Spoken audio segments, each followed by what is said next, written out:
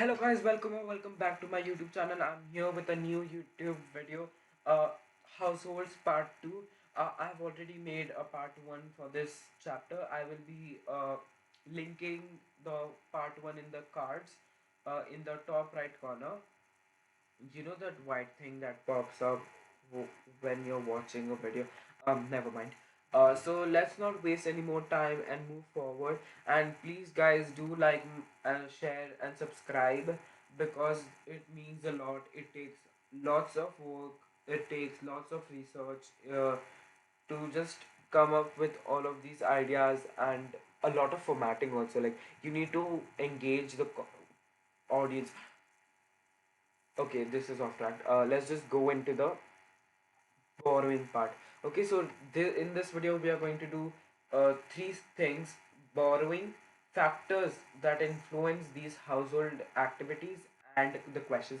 So first we have borrowing. So what is borrowing? To receive money from another party with agreement that the money will be repaid. Most borrowers borrow at an interest, meaning that they have to pay a certain percentage of the principal amount to the lender as compensation for borrowing.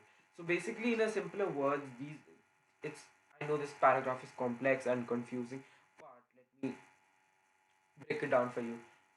Borrowing is the transfer of money from a person who does not need that money at current time to a person who needs that money at present. All right? And if, for example, there are three people, A, B, and C, B wants to borrow money. If he or she goes to borrow money from A is charging interest rate 10%, okay, for 1 year. For example, let's just take it for example. Yeah. So if that happens, then after 1 year, B has to pay him uh, one if B is borrowing $1,000, then B has to pay $1,100 after an year if you calculate using simple interest. But whereas C, who is not charging interest on borrowing, okay, so there are different types of lenders who charge interest or who do not charge interest. Okay, this is the influences, okay, on the economic activities like spending, saving, borrowing. Now, influences that increase. Okay, so what are, if there is an increase in real income? If the income increases, spending will increase, right? Of course, if you have 100 rupees, Indian rupees, you could have bought only 5 items, but if you have 200, you could have bought 10 of them. So the spending has increased. You can also save more. For example, if you're like, I just need to buy necessary goods. So necessary goods might be like for 100 rupees or 100 bucks. All right. So out of 200, you are spending only 100 and saving other 100. But if your income increases to 300 bucks, then the saving would be 200 bucks.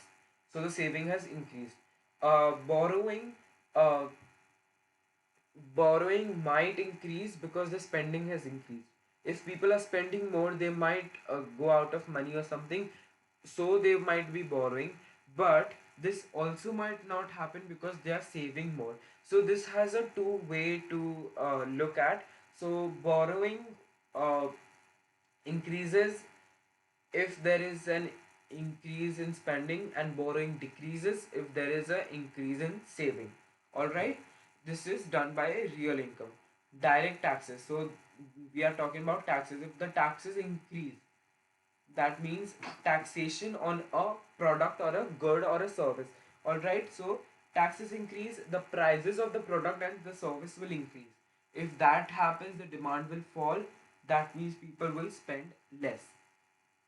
If taxes increase, okay, uh, if they if spend if the products get expensive but they are necessities, people might borrow more, so borrowing might increase. Wealth. wealth is kind of similar to real income. Uh, yeah, so in wealth, wealth is linked to expenditure, okay, in four ways. One is that wealth generates income, for instance, dividend from shares, and the incomes can be spent.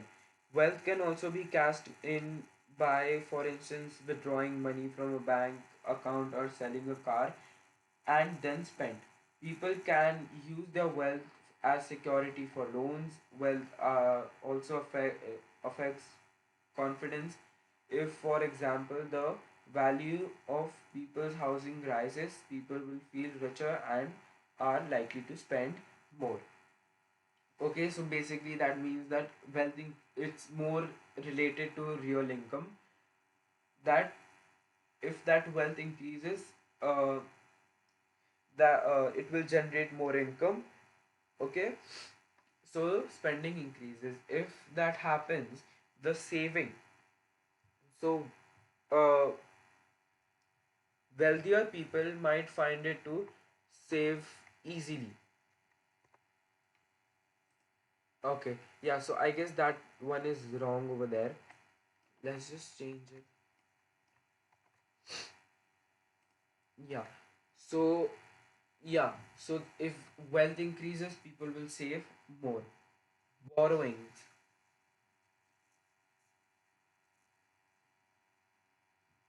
Borrowing is also like real income from both sides. Spending increases, borrowing increases, saving increases, borrowing decreases.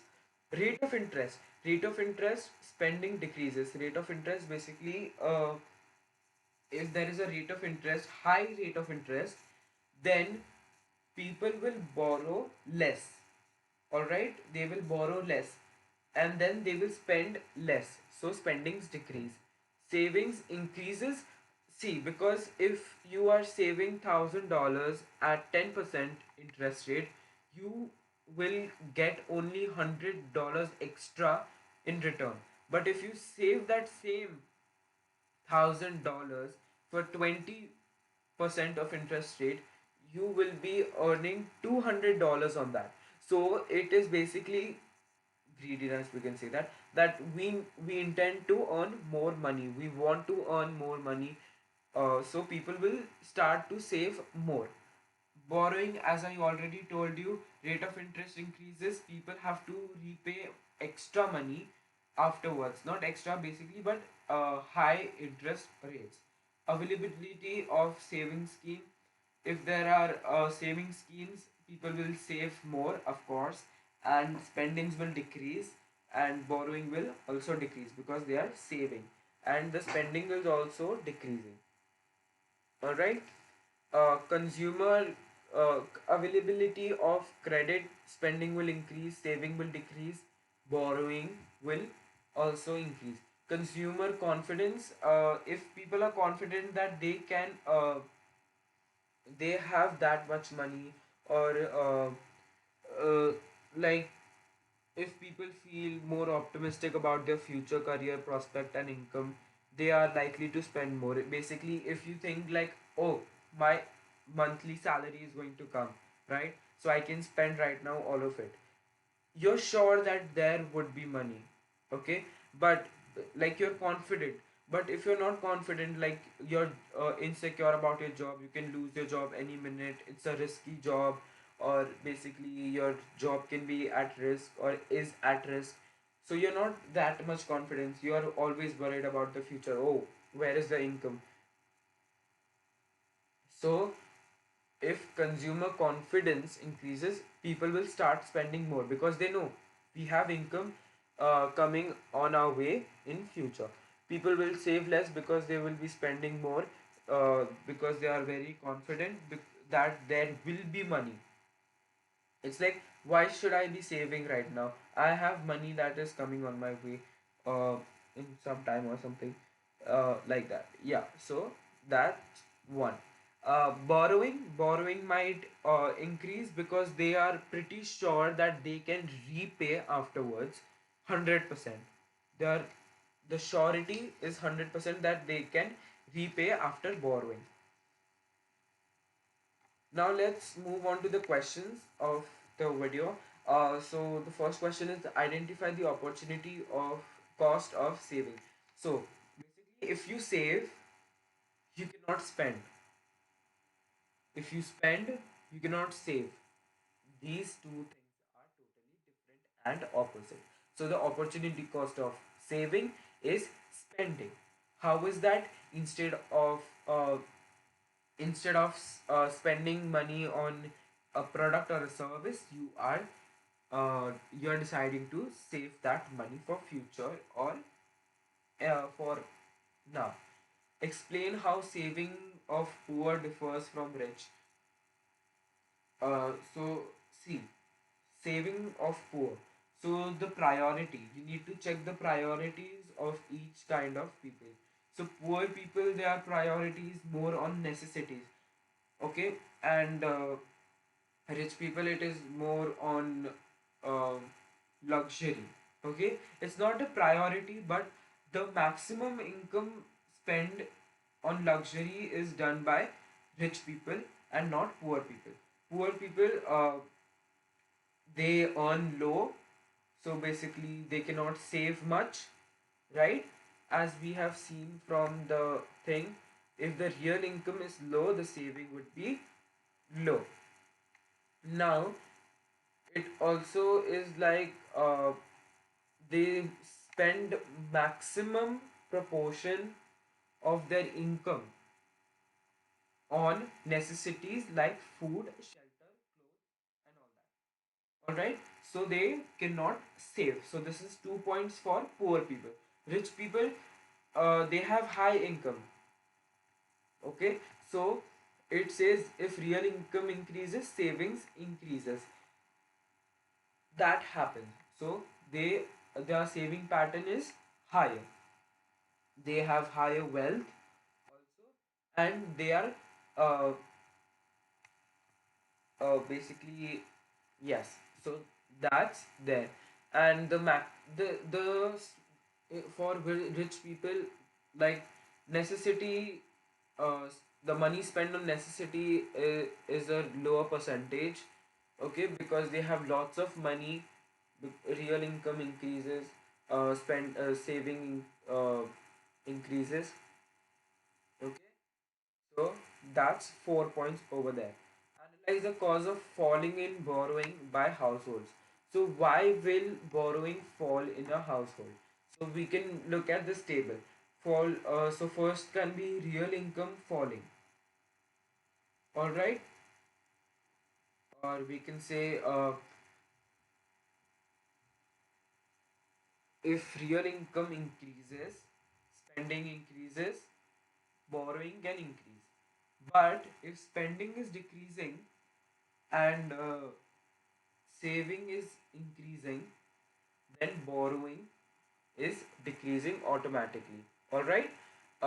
Direct tax. If direct tax is affecting spending, it is also if the spending is low, then borrowing is also low. Wealth, of course, same like the real income. Rate of interest. If the rate of interest is really high, borrowings will decrease. Availability of saving schemes, borrowing will decrease because people are not spending much. Low consumer confidence. If they are not confident that they can repay that amount in future, they will not borrow. This will automatically reduce the uh, borrowing in a household. Discuss whether or not an increase in income will increase the level of spending by households. Okay, so it talks about if increase of income will increase the spending by a household. So they're talking about a proportionality of income and spending. First thing first, if real income increases, spending will increase. If real income increases, direct taxes will increase. Of course, you will be uh, taxed more by the government because you earn higher or you earn more. So direct tax will increase. Now if that happens, the spending will decrease. So that's a against point. Real income, wealth, they are almost same. uh, if real income increases,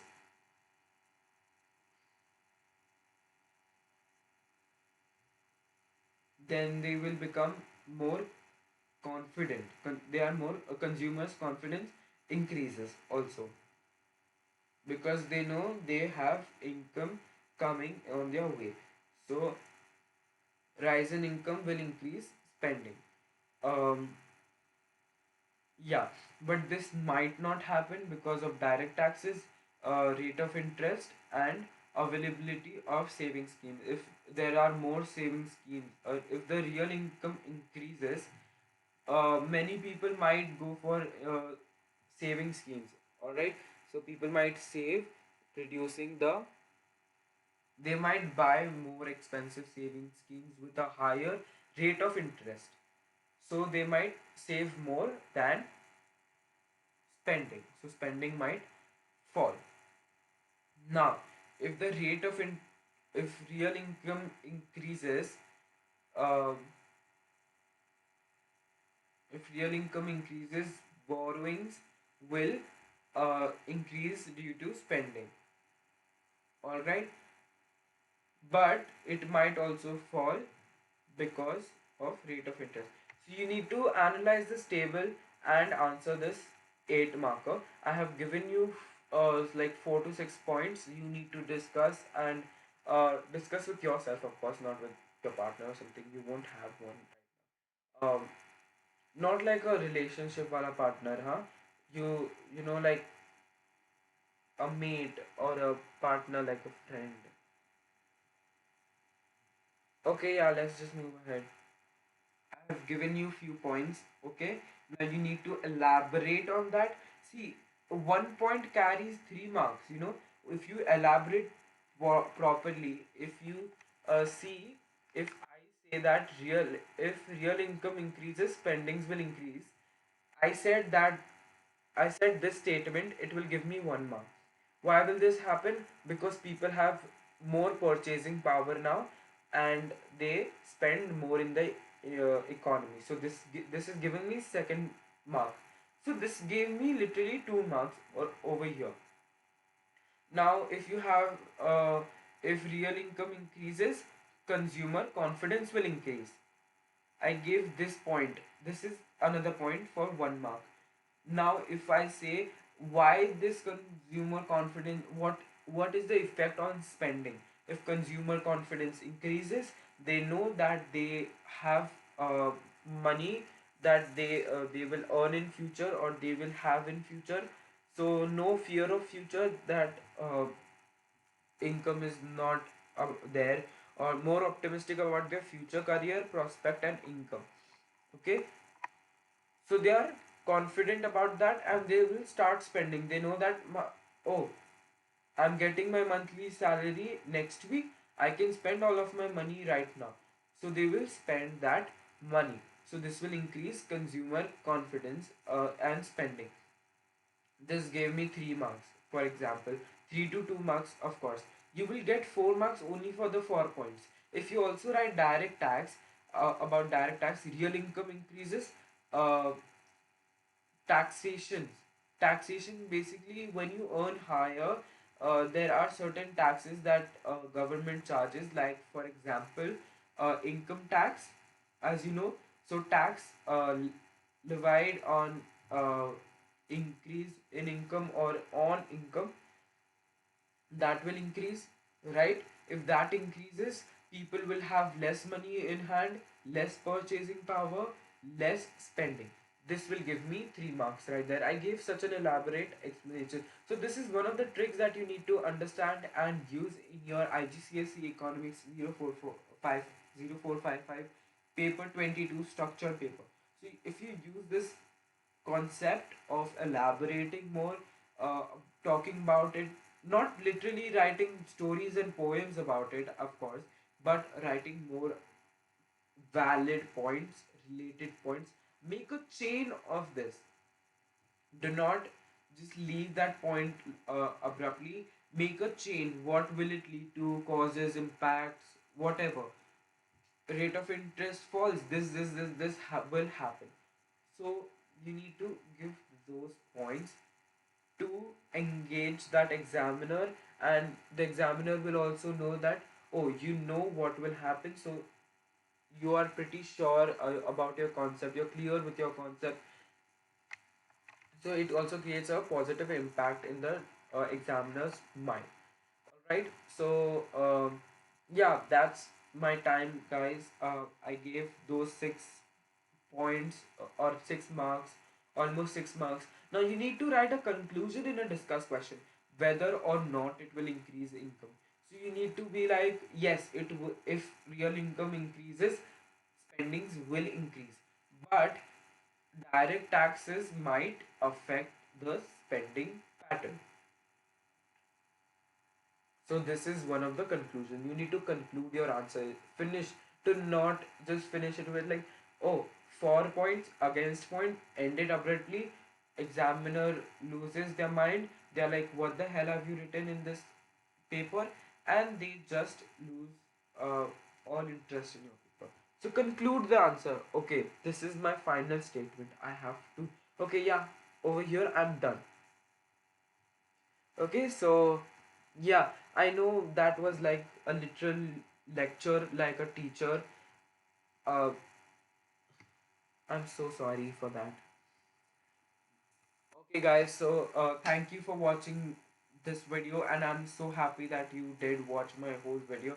Also, check out the previous part for this, uh, part one of this chapter, and also check out the playlist uh, for economics IGCSEs. I have posted all videos over there, and also subscribe to my channel, share my videos, share my channel, uh, subscribe to my channel. Meet you guys in the next video pretty soon. Yeah, bye guys.